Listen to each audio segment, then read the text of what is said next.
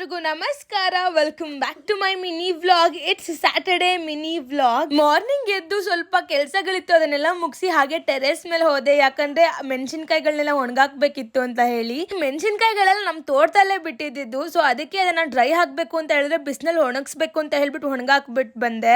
ಆಮೇಲೆ ಅಮ್ಮ ಪಪ್ಪಾಯನ್ನ ಕೊಟ್ಟರು, ಪಪ್ಪಾಯನ ತಿನ್ಕೊಂಡೆ. ಅಮ್ಮ ಕಡಲೆಕಾಯಿ ಬೇಯಿಸ್ಬೇಕು, ಅದನ್ನೆಲ್ಲ ನೀಟಾಗಿ ತೊಳಿ ಅಂತ ಹೇಳಿದಕ್ಕೆ ಅದನ್ನೆಲ್ಲ ನೆನೆ ಹಾಕ್ಬಿಟ್ಟು ಅಮ್ಮನ ಜೊತೆ ನಾನು ಹಸುಗಳನ್ನ ಹಿಡ್ಕೊಂಡು ತೋಟಕ್ಕೆ ಬಂದೆ. ಆಮೇಲೆ ಅಮ್ಮ ಇವತ್ತು ಸ್ವಲ್ಪ ಅವರೆಕಾಯಿನ ಬಿಡಿಸ್ಕೋಬೇಕು ಅಂತ ಹೇಳ್ಬಿಟ್ಟು ಬಿಡಿಸ್ಕೋತಾ ಇದ್ರು. ಮನೆಗೆ ಬಂದಾಗ ರಶ್ಮಿ ಅಕ್ಕ ಹಾಗೆ ಸಿರಿ ಬಂದಿದ್ರು. ಅವ್ರನ್ನ ಮಾತಾಡಿಸಿ ತಿಂಡಿ ತಿಂದಿರಲಿಲ್ಲ ನಾನು ಅಂತ ಹೇಳ್ಬಿಟ್ಟು ತಿಂಡಿಗೆ ಇವತ್ತು ಅಕ್ಕ ರೊಟ್ಟಿ ಮತ್ತೆ ಕುಂಬಳಕಾಯಿ ಪಲ್ಯ ಮಾಡಿದ್ರು, ತಿನ್ಕೊಂಡೆ.